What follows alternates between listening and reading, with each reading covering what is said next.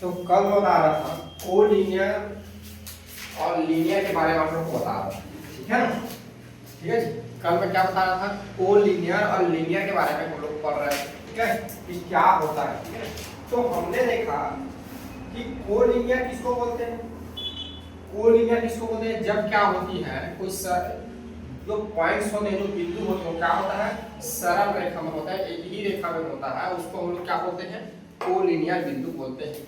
जब बिंदु क्या हो जाए, इधर उधर हो जाए, मतलब मुड़ जाए, एक ही रेखा में ना रहे, क्या हो गया, कोलिनियर। अब हमारी बात आती है लीनियर कोलिनियर डिसाइड करने के लिए कितने बिंदु देखेंगे।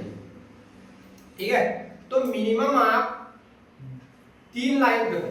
अगर हम बिंदुओं की बात करें तो ये बताओ, ये सीधी है कि तिरछी है, ये सीधी है कि तिरछी, यहाँ पे एक पॉइंट ले लो, यहाँ पे एक पॉइंट ले लो, यहाँ पे एक पॉइंट ले लो, यहाँ पे एक पॉइंट ले लो, सीधी है कि तिरछी नहीं बोल सकते, ये तो सीधा है। तो मिनिमम जो है कोलिनियर या नॉन कोलिनियर बताने के लिए कितने बिंदु की आवश्यकता पड़ती है, 3 बिंदु की आवश्यकता पड़ती है। कितनी बिंदु को, 3। ठीक है, तो हम बोल सकते हैं कि अगर 3 या 3 से अधिक बिंदु एक ही लाइन पे है तो वो एक सीधी लाइन पे, तो क्या है, वो सररेख बिंदु है। ठीक है, 3 या 3 से 3 या 3 से 3 या 3 में से कोई अगर मतलब एक भी बिंदु उस सीधी लाइन में ना है तो क्या हो जाएगा, असररेख हो जाएगा। ठीक है, तो कितने बिंदु की जरूरत पड़ेगी अपने को, 3 बिंदु की जरूरत पड़ेगी। ठीक है, अब देखिए, अब बात करते हैं वृत्त की रचना। ठीक है, वृत्त की रचना देखते हैं, वृत्त की रचना, इसमें 3 केस बनेंगे। रचना, वृत्त की रचना करना, कैसी रचना करना, देखो पहला हम देखेंगे एक ऐसा मतलब एक पॉइंट लेना है। क्या लेना है जी, एक पॉइंट लेना है। इस पॉइंट से कितनी वृत्त बनाई जा सकती है, देखो जो क्या हो, देखो इस पर समझो ना, इस एक पॉइंट P लिया मैंने, इस पॉइंट P से मुझे क्या करना है, वृत्त बनाना है। याद रखना, ये पॉइंट P जो है वृत्त के किस पर आना चाहिए, परिधि पर आना चाहिए। ठीक है, तो इसके परिधि पर आए ऐसा वृत्त बनाओ। देखो एक वृत्त बन गया, परिधि पर आ रहा है, एक और बना दो, इसके परिधि पर आ रहा है, और बना दो, इसके परिधि पर आ जाएगा, और बना दो, इसके परिधि पर आ जाएगा, और बना दो, इस तरह से इसके परिधि पर आ जाएगा। तो आप देख पा रहे हो कि जब हम एक बिंदु लें और वो बिंदु क्या हो, वृत्त की परिधि पर आए, तो ऐसे जब हम वृत्त खींच रहे हैं तो कितने वृत्त खींच पाएंगे, असंख्य। कितने खींच पाएंगे, असंख्य, बहुत सारे वृत्त खींच सकते हैं। कितना, असंख्य। असंख्य कहने का मतलब जिसको हम गिन न सके, इनफाइनाइट, अनंत। ठीक है, कितने खींच सकते हैं, अनंत वृत्त लिखा है, वृत्त खींच सकते हैं। अब क्या करें, जब 2 बिंदु ले, ये 2 बिंदु, अब ऐसा वृत्त खींचो कि बिंदु P और Q दोनों से होकर जाए वृत्त। वृत्त का क्या होकर जाएगा, परिधि। ठीक है, तो देखो एक वृत्त ऐसा बनेगा, ये देखो ऐसे परिधि से होकर जाएगा। हालांकि मेरे से तिरछा थोड़ा बन रहा है, लेकिन जब आप अच्छे से बनाओगे तो गोल बनेगा। ये देखो, ये देखो, ऐसे ऐसे फिर अब करते जाएंगे, ऐसे देखो, इसको ऐसे बना देंगे, ये देखो ऐसे, तब आपको मिलेगा कि हम क्या कर सकते हैं, दो बिंदु जब लेते हैं और 2 बिंदु से होकर वृत्त अगर हम खींचें, जो क्या होना चाहिए, एक उस वृत्त के परिधि पर दोनों बिंदु आना चाहिए। तो इसमें भी हम क्या कर सकते हैं, असंख्य वृत्त खींच सकते हैं। कितना, असंख्य, या इसको बोलते हैं अनंत वृत्त खींचा जा सकता है। कितना खींचा जा सकता है, अनंत वृत्त खींचा जा सकता है। अब बात करते हैं कि हम क्या करते हैं, 3 बिंदु ले लेते हैं। एक बिंदु यहाँ ले लिए, एक बिंदु यहाँ ले लिया और एक बिंदु यहाँ ले लिए। क्या बिंदु ले लेते, 3 बिंदु। तो जब हम 3 बिंदु लेते हैं और इन तीनों बिंदु से होकर जाने वाले एक वृत्त की कल्पना करते हैं, वृत्त की रचना करते हैं। ये ठीक है, एक बिंदु लिया हमने A, ये दूसरी बिंदु लिया यहाँ पे B, और एक तीसरी बिंदु लिया यहाँ पे C। ठीक है, जब क्या करते हैं, ऐसे वृत्त बनाते हैं जो क्या हो, इन तीनों बिंदु से होकर जाए, माने इस वृत्त के परिधि से होना चाहिए तीनों बिंदु। तब हम सिर्फ और सिर्फ कितने वृत्त बना सकते हैं, एक वृत्त बना सकते हैं। कितने बना सकते हैं, सिर्फ और सिर्फ कितने वृत्त बना सकते हैं, ओनली एंड ओनली 1 वृत्त बना सकते हैं, एक वृत्त बना सकते हैं। कितना वृत्त बनेगा, एक वृत्त, माने एक ऐसा वृत्त, एक वृत्त जिसकी परिधि पर 3 बिंदु हो और तीनों बिंदु से टच करे, माने असंरेख 3 बिंदु लेंगे। कैसा लेंगे, असंरेख, माने इधर उधर संरेख ना रहे। ठीक है, असंरेख 3 बिंदुओं से होकर बनने वाली वृत्त कितनी वृत्त बना सकते हैं हम? एक वृत्त बना सकते हैं। कितना? एक बिंदु से अनंत बनेगा, 2 बिंदु से अनंत बनेगा, लेकिन 3 बिंदु बात करें तो उससे क्या बनेगा? एक बनेगा। 4 बिंदु से बात करें तब भी एक बनेगा, वो आगे हम देखेंगे जब आपके प्रश्न में आएगा। तो याद रखना है 1 और 2 के लिए अनंत बनेगा और इससे कितने बनेंगे? 3 बिंदु से होकर एक वृत्त बनेगा। क्या होना चाहिए? तीनों बिंदु जो है इसकी परिधि पर आनी चाहिए। कैसा बिंदु है? असंरेख। असंरेख मतलब एक ही रेखा में ना हो, ठीक है? क्या होना चाहिए? असंरेख। तो इसी पे प्रमेय है आपका, प्रमेय नंबर 5, ठीक है? प्रमेय नंबर 5 है 3 असंरेख बिंदु से होकर एक और केवल एक वृत्त खींचा जा सकता है। क्या कर सकते हैं? क्या हो रहा है? 3 असंरेख बिंदु से होकर एक और केवल क्या है? एक वृत्त खींचा जा सकता है, ठीक है? तो चलिए इसको प्रूव करते हैं, ठीक है? तो आपको प्रूव करना है इसको।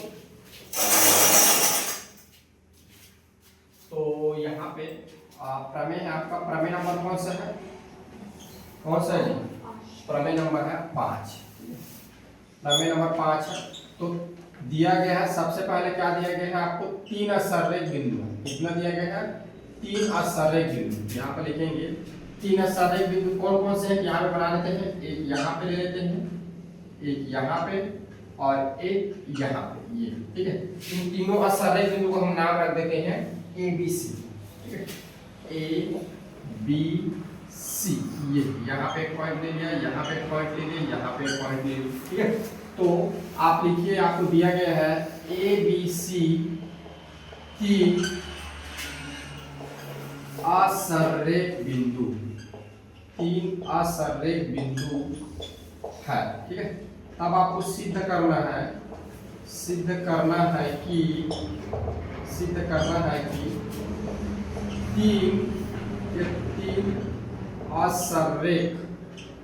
असंरेख बिंदु से केवल, ठीक है? या इस असंरेख बिंदु से होकर, ऐसा लिखो, इस असंरेख बिंदु से 3 असंरेख बिंदु से होकर एक एवं केवल एक ही वृत्त खींचा जा सकता है, एक ही वृत्त खींचा जा सकता है, या हो सकता है बनाया जा सकता है, एक ही बात है, ठीक है? वृत्त खींचा जा सकता है, खींचा जा सकता है, ये, ठीक है? क्या किया जा सकता है? एक वृत्त, इसने 3 असंरेख बिंदु से सिर्फ और सिर्फ एक वृत्त खींचा जा सकता है, ठीक है? चलिए, तो इसके लिए आपको कुछ कंस्ट्रक्शन करना पड़ेगा, रचना करना पड़ेगा। रचना, क्या रचना करना पड़ेगा? आप क्या करिए, ए को बी से मिला दीजिए। ए को किससे मिलाना है? अपने को बी से मिलाना है, और बी को किससे मिलाना है? सी से, ठीक है? तो लिखिए यहाँ पे बिंदु ए को बी तथा बी को सी से मिलाया, ये ए को बी से मिलाया तथा बी को हमने क्या किया? सी से मिलाया।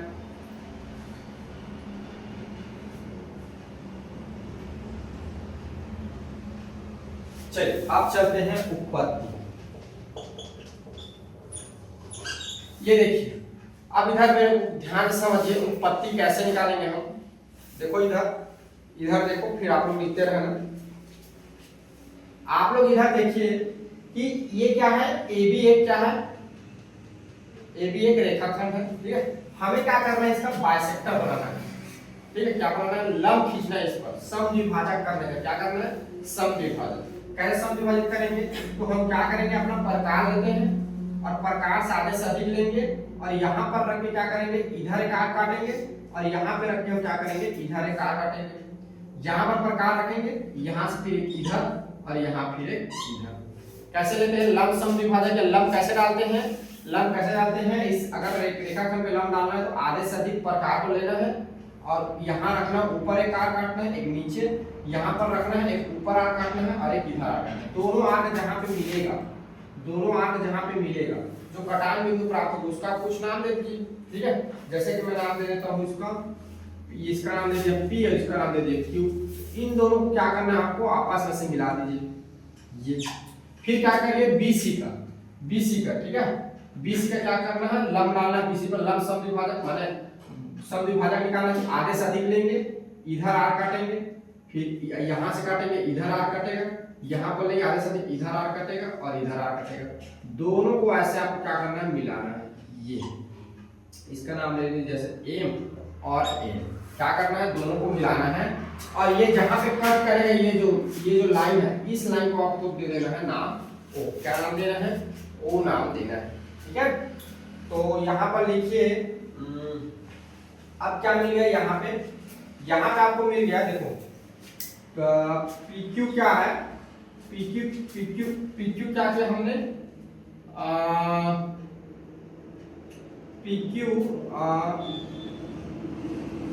PQ लंब है किस पर, AB पर, तथा हमने क्या किया, ये ले लो, ये उसके बाद क्या किया, AB जो है लंब है किस पर, BC पर, ये बनाया, ये क्या किया हमने, बनाया।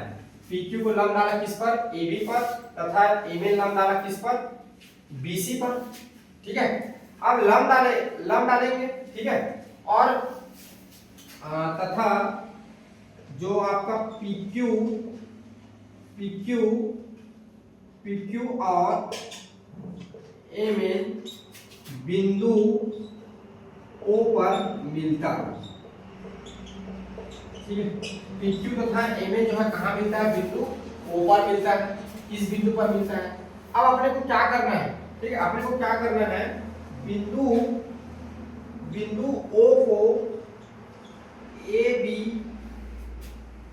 C से मिलाना है, C से मिलाया, ठीक है, मिला दो। ये इस बिंदु को हम क्या करते हैं, O को A से मिलाते हैं, और O को हम क्या करते हैं, B से मिलाते हैं, और O को हम लोग क्या करते हैं, C से मिलाते हैं।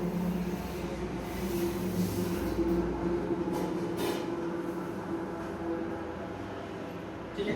अब देखिए यहां पर, अब देखिए O से A जो होगा बराबर होगा O से B का, O से A जो है बराबर होगा O से B का। क्यों?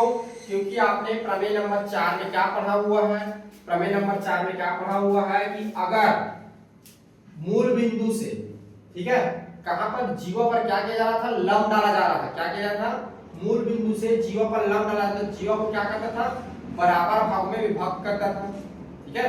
तो यहां से इसका जो डिस्टेंस होगा, यहां से इसका जो डिस्टेंस होगा, ये दोनों के दोनों बराबर होगा।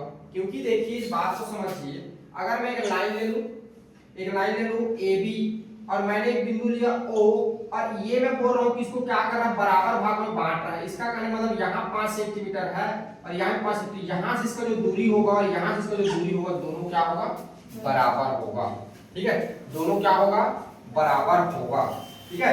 तो यहाँ पे लिख सकते हैं बिंदु O भुजा AB पर लंब है, ठीक है। बिंदु O जो है भुजा क्या है, AB पर, बिंदु O से लिखो जी, बिंदु O से भुजा AB पर लंब डाला गया, भुजा O से बिंदु O से भुजा AB पर लंब डाला गया है, लंब डाला गया है, लंब डाला गया है।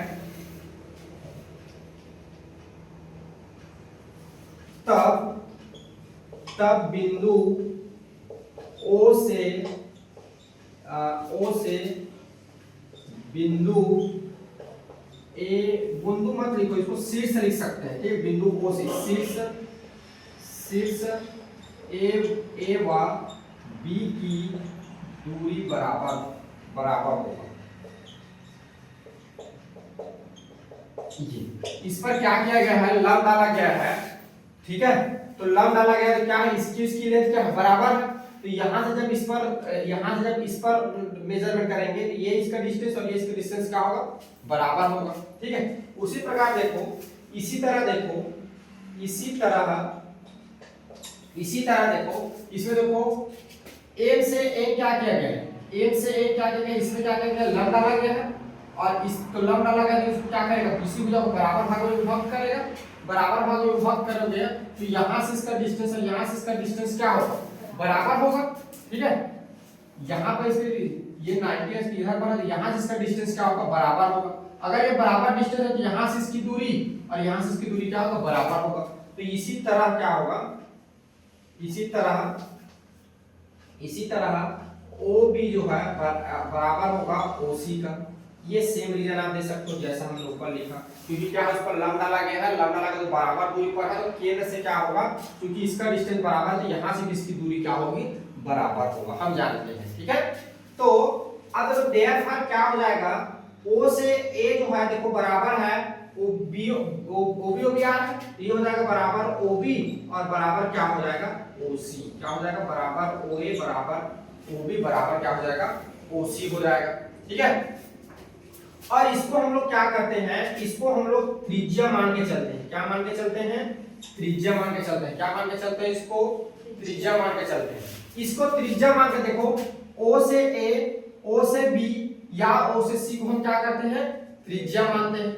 अब देखो जब त्रिज्या से, अब त्रिज्या मानेंगे तो हमको क्या करना है, प्रकार को आप इतना फैला लीजिए, O से A या O से B, O से, क्योंकि त्रिज्या जो है वृत्त में त्रिज्या क्या होती है, बराबर रहती है जितनी भी त्रिज्याएं होती है। तो यहां से कोई भी एक को त्रिज्या मान के प्रकार का फैला लो। तो मैंने क्या किया, O से A को लिया, प्रकार को फैला लिया। अब फैलाने के बाद फिर मैंने क्या किया, फैलाने के बाद मैंने क्या किया, ऐसे सर्कल बनाया,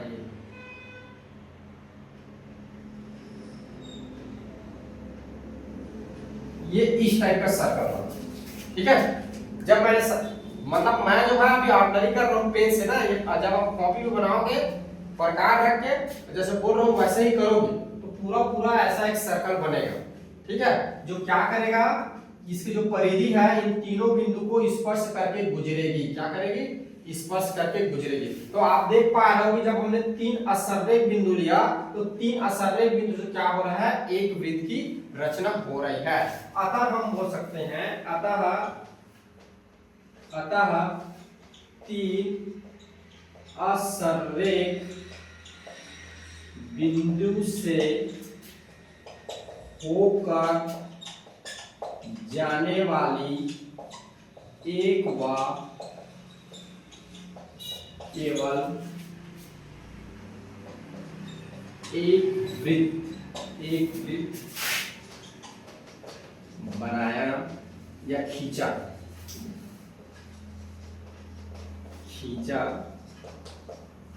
जा सकता है। ये प्रूफ है। ठीक, चलो इधर नोट डाउन करो। तो सबसे पहले हम समझते हैं, एक हम क्या करते हैं, एक मैं क्या करता हूँ, वृत्त लेता हूँ। ठीक है, अब मुझे बताइए जीवा क्या है, जीवा क्या है, जीवा किसको बोलते हैं, जीवा क्या है, परिधि पर स्थित दो बिंदु को मिलाने वाली जो लाइन होती है उसको क्या बोलते हैं, जीवा। जैसे कि हमने क्या किया, ए और बी ये दो बिंदु को मिला दिया। दूसरा आपने देखा और एक लाइन खींचे, ये भी जीवा है, ये देखो ये भी जीवा है, फिर यहाँ पर एक केंद्र बिंदु है, ये देखो ये भी जीवा है, और ये देखो ये भी जीवा है, और ये देखो ये भी है क्यों। अब देखिए ए से बी या ए से बी, सी से डी, ई से एफ, ठीक है, और इधर को अपना ले लेते हैं ई डैश, एफ डैश, और इसको ले लेते हैं सी डैश, डी डैश, और ये ले लेते हैं अपना ए डैश, बी डैश। ये देखो, ठीक है, ए से बी, सी से डी, ई से एफ, और ये हमने लिया ऊपर उसी नाम से, अपोजिट नाम से और नाम से हमने क्या लिया, ई डैश, एफ डैश और सी डैश, बी डैश और ए डैश, बी डैश हमने क्या किया और जीवाएं लिया। ठीक है, अब हमको क्या देखना है, इसकी केंद्र से इन जीवाओं की दूरी देखना है। देखो इसको, तो इसकी अगर दूरी की बात करो इतना होगा, यहाँ से यहाँ, यहाँ से यहाँ, ये इसकी दूरी होगी। इधर अगर बोलूं तो ये क्या होगी, ये सीधी लाइन खींच, तो ये इसकी दूरी हो जाएगी। वैसे पर रहती इच्छा हम इसको कर देते हैं सीधा, ये देखो ये, ठीक है। अब देखो थोड़ी सी ध्यान से समझो, थोड़ी सी ध्यान से समझो, अगर मैं जीवा की लंबाई की बात करूं तो देखो AB जीवा जो है CD जीवा से क्या है, बड़ा है। अगर मैं EF की बात करूं तो EF जीवा जो है CD से क्या है, बड़ा है और इससे भी बड़ा है। अगर मैं EF की बात करूं तो लगभग ये दोनों क्या दिख रहे हैं, बराबर दिख रहे हैं। अगर मैं C डैश D डैश की बात करूं, E dash B dash F dash से क्या है, छोटा है, ये बड़ा है। अगर मैं इसकी बात करूं तो ऊपर वाले से क्या है, ये बड़ा है और ये क्या है, छोटा है। अब देखिए इसको थोड़ा सा हम समझते हैं। अगर मैं केंद्र बिंदु से इसकी दूरी देखूं, केंद्र क्या है, O से, तो आप देख पा रहे हो कि E डैश F डैश और EF दोनों जो है सेंट्रल पॉइंट से लगभग जो है बराबर दूरी पे दिख रहे हैं। ये जीवा भी क्या है, बराबर दिख रही है। अगर मैं इस केंद्र बिंदु से इस जीवा की बात करूं, देखो इस जीवा से इसकी लंबाई क्या हो जा रही है, छोटी हो जा रही है और केंद्र से इसकी क्या हो जा रही है, दूरी बढ़ जा रही है। केंद्र से दूरी क्या हो जा रही है, बढ़ जा रही है। इसमें देखो ये जीवा इससे छोटा हो जा रहा है लेकिन केंद्र से इसकी क्या हो जा रही है, दूरी बढ़ जा रही है। तो देखो अगर मैं बात करूं यहाँ पे तो केंद्र से जीवा की दूरी, केंद्र से जीवा की जो दूरी होती है, केंद्र बिंदु से जीवा की दूरी जो होती है,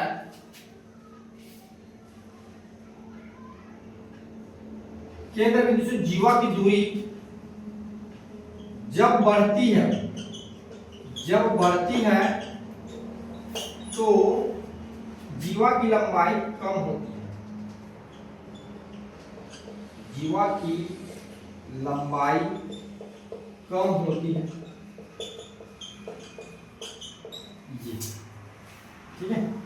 तथा या इसी को ऐसा लिख सकते हैं, केंद्र से जीवा की दूरी जब घटती है तो जीवा की लंबाई बढ़ती है। समझ में आ रहा है?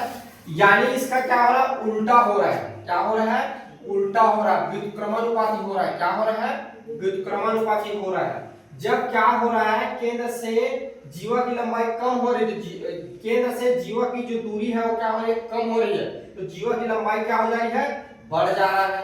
केंद्र से जब जीवा की लंबाई दूरी बढ़ती है, केंद्र से जब जीवा की दूरी बढ़ती है तो जीवा की लंबाई क्या हो जा रही है, कम हो जा रही है। एक दूसरे से क्या हो रहा है, वो लोग क्या हो रहा है जी, विपरीत हो रहा है। इसका मतलब आप बोल सकते हो कि केंद्र से जीवा की जब दूरी, ये जो होगा व्युत्क्रमानुपाती होगा, ठीक है, जीवा की लंबाई। इसको आप ध्यान रखना क्योंकि एक दूसरे क्या हो रहा है, उल्टा हो रहा है। केंद्र से जीवा की दूरी जो है, केंद्र से जीवा की दूरी क्या होती है, व्युत्क्रमानुपाती होती है। इसको लिखते हैं 1 जीवा की लंबाई। इसका कहने का मतलब अगर केंद्र से दूरी बढ़ती है जीवा की लंबाई घटेगी, अगर केंद्र से दूरी कम होती है तो जीवा की लंबाई बढ़ेगी। उल्टा काम होगा, अगर एक बढ़ता है तो एक कम होगा और एक बढ़ेगा तो एक घटेगा। तो उसको हम लोग शॉर्ट फॉर्म में ऐसे लिखते हैं, ठीक है। चलो आप कर लेते हैं प्रमेय नंबर 6।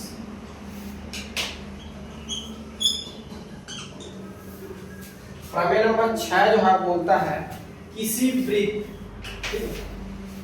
वृत्त की बराबर जीवाएं केंद्र से समान दूरी पर होती है। क्या बोल रहा है, किसी वृत्त की बराबर जो जीवा है केंद्र से क्या होती है, समान दूरी पर होती है, ठीक है। तो चलिए आप लोगों को प्रूव करना है कि किसी वृत्त की बराबर जीवा जो है केंद्र से बराबर दूरी पर होती है। तो हम क्या करते हैं, एक वृत्त लेते हैं। क्या लेते हैं जी, एक वृत्त लेते हैं।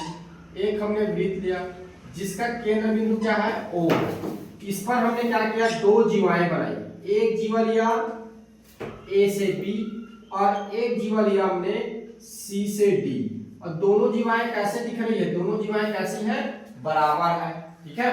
तो यहाँ पे लिखो दिया गया है,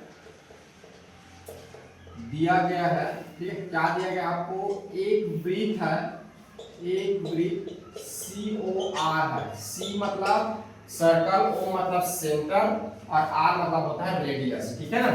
जहां क्या है आपको बोला गया है कि ए बी बराबर है सी डी का ये, और ए बी सी डी जो है जीवाएं हैं। क्या है?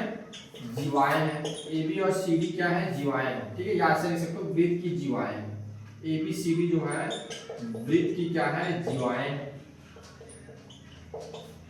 ये तब आपको सिद्ध करना है, बोल रहा सिद्ध करना है।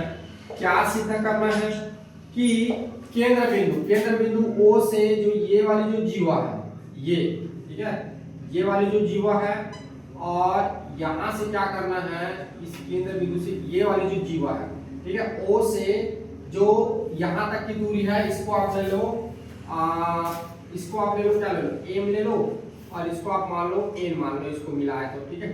तो O से M की जो दूरी होगा, O से M की जो दूरी होगा बराबर होगा O से M की दूरी। ये आपको क्या करना है? प्रूव करना है। ठीक है, तो इसके लिए आपको क्या करना पड़ेगा? रचना करना पड़ेगा। ठीक है, आप रचना कर दीजिए। हमने रचना में क्या किया? केंद्र बिंदु O को M व N से मिलाया, एम व एन से मिलाया। केंद्र बिंदु O को M व N से मिलाया। ठीक है, ये मिला दिया। उसके बाद आप क्या करो? पहला काम ये करो, दूसरा काम करो। केंद्र बिंदु, ठीक है, केंद्र बिंदु O को A तथा, देखो ये लिखने की जरूरत नहीं है, ये क्योंकि ऊपर प्रश्न भी दे दिया, इसको मत लिखो ये वाला लाइन, क्योंकि ये तो हमने पहले ही मिला ही दिया है ना, पहले ही हमने मिला दिया, तब तो हम इसको बता रहे हैं ओ एम बराबर है ओ एम। करेक्ट, ये लिखो केंद्र बिंदु को ओ ए तथा बी से मिलाया, ये मिला। अब देखिए उत्पत्ति, आप थोड़ी सी बात को यहाँ पे समझिए। इसको यहाँ से मिला दीजिए और इसको यहाँ से मिला दीजिए। अब बात को समझिए मेरा, यहाँ पे अगर मुझे O से M को बराबर बताना है और O से M को बराबर बताना है, तो अगर ये दोनों आपस में सम हो जाए तो ये भुजाएं भी क्या होगी? आपस में बराबर हो जाएगा। आप लोग को पता है भुजाएं कब बराबर होती है? कौन सी आकृति में होती है बराबर? सर्वांग सम आकृति में बराबर होती है। इसका कहने मतलब यहाँ पे एक त्रिभुज और यहाँ पे दो त्रिभुज, अगर दोनों त्रिभुज क्या हो जाए? सर्वांग सम हो जाए, तो ये जो दूरी होगी O से M और O से M, ये क्या होगा? आपस में बराबर होगा। तो अपन को क्या करना है? सर्वांग सम दिखाना है। क्या दिखाना है? सर्वांग सम। चलिए तो अब क्या करेंगे? अब पहला एक त्रिभुज ले लो, त्रिभुज AMO व और लिखो, और एक और दूसरा त्रिभुज CNO में, इन दोनों में देखो। तो पहले आप देख पा रहे हो इसका जो कोण है AMO जो है बराबर हो रहा है, चलो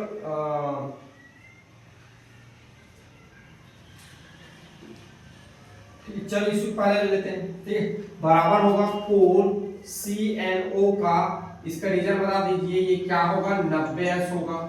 क्यों 90° होगा जी? देखो इस बात को समझो, ये क्यों 90° होगा? क्योंकि अपने को पता है कि केंद्र बिंदु से जब जीवा पे लाइन खींची जाती है क्या होती है? लंब होता है। क्या होता है? केंद्र बिंदु से जीवा पे डाली गई जो लाइन होती है वो क्या होता है? लंब होता है। ठीक है, तो ये क्या हो जाएगा? अपना लंब हो जाएगा। आया समझ में? अब दूसरा देखो, O से A जो होगा बराबर होगा O से B का। क्यों? क्योंकि ये दोनों क्या है जी? एक ही वृत्त की त्रिज्या है। दोनों क्या है? एक ही वृत्त की क्या है? त्रिज्या है। एक वृत्त की क्या है? दोनों एक वृत्त की त्रिज्या है। आप लोग को पता है एक वृत्त में जितनी भी त्रिज्याएं होंगी उन सारे त्रिज्याएं क्या होती है? बराबर होती है। इसलिए क्या होगा? ये बराबर होगा, सॉरी वो सी होगा। ठीक, सी होगा ये। ठीक है, अब देखिए थोड़ा सा बात यहाँ पे समझिए। यहाँ देखिए M से A जो होगा बराबर होगा N से C का। क्यों बराबर होगा? क्योंकि देखो यहाँ पर बात को समझो, O से M क्या है? लंब डाला जा रहा है किस पर? A से B पर, यानी M से A जो होगा बराबर होगा M से B का होगा। दूसरा आप लोग देखिए, अगर ये ठीक है। ये जो है देखो यहां पर देखो दूसरा आपको दिया है कि O से N जो होगा लंब होगा C से D का, यानी N से C जो है बराबर होगा N से D का। अब आप थोड़ी सी बात को समझिए, यहाँ पर आपने क्या दिया हुआ है, इसकी दूरी और इन दोनों की दूरी क्या है, बराबर है दिया हुआ है। इसका कहने का मतलब ये होगा, कि ए जो बराबर होगा, चलो यहाँ पर एक्सप्लेन करके ही बता देता हूँ आप लोग को। तो इसका मतलब आप लोग को क्या समझ में आ रहा है, इसका मतलब देखो इनकी दूरी C से D और A से B दोनों की दूरी क्या हो रहा है, बराबर है। तो इसका जो दूरी होगा और इसका जो दूरी होगा क्या होगा, बराबर होगा। और तो अब अभी हमने पढ़ के आया हुआ है कि केंद्र बिंदु से क्या होगी अगर जीवा, अच्छा सॉरी आपने प्रूफ करना है ना, मैं कहाँ कंफ्यूज हो गया, सॉरी ये एक्चुअल में क्या बताना है, n से a बराबर बताना है और n से c बराबर बताना है। तो ये देखो अगर ये 10 सेंटीमीटर है तो कितना होगा 10 सेंटीमीटर, तो ये 5 दोनों बराबर होंगे कि नहीं होंगे। तो इस तरह से क्या हो जाएगा, यहाँ पे ये लंब डला हुआ है इसलिए क्या हो जाएगा, यहाँ पे ये बराबर हो जाएगा। क्यों, क्योंकि आप लोग को पता है यहाँ पर दे रखा है कि a से b जो है बराबर है किसका, C से D का, इनकी दूरी बराबर है। तो अतः क्या हो जाएगा, ये भी क्या हो जाएगा, आपस में बराबर हो जाएगा। आज समझ में, जब इसको डिवाइड करेंगे अगर वैल्यू मान के चलेंगे तो बराबर हो जाएगा। तो इस तरह से आप देख पा रहे हो कि पहले वाले त्रिभुज में AMO में, ठीक है, क्या हो रहा है, ये क्या हो रहा है, सर्वांशम हो जा रहा है त्रिभुज CNO का। कौन से प्रमेय से हो रहा है, तो आपने पढ़ के आया हुआ है समकोण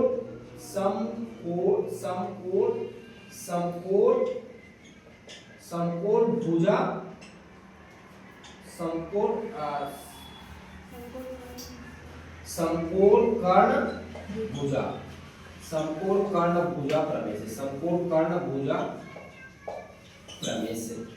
आप लोग जानते हैं कि एक क्लास 9 में हम लोग पढ़ा रहा है कि अगर दो त्रिभुज है, उन दोनों त्रिभुज में क्या होगा, समकोण। देख पा रहे हो एक कोण 90 डिग्री वाला क्या है, समकोण, ठीक है। उसके बाद एक भुजा, कौन सी भुजा होनी चाहिए, कर्ण वाली भुजा। तो यहाँ 90 डिग्री पर सामने क्या होता है, कर्ण, यहाँ 90 डिग्री सामने क्या होता है, कर्ण। तो OA और OC क्या हो रहा है, कर्ण हो जा रहा है। उसके बाद आप देख पा रहे हो N से एक क्या हो रही है, एक भुजा हो रहा है, ठीक है ना, N से A और N से C, ये वाली भुजा, ये वाली भुजा। तो इस तरह से क्या हो जाएंगे, ये सर्वांगसम हो जाएंगे।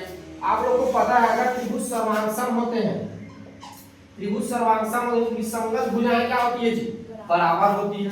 तो यहाँ से क्या हो जाएगा, O से M जो होगा बराबर होगा O से M का, ठीक है।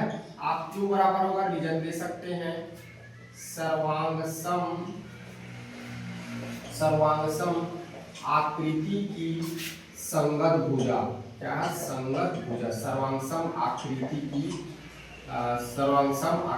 संगत भुजा। सर्वांगसम त्रिभुज लिखो, ज्यादा अच्छा रहेगा आगे के लिए।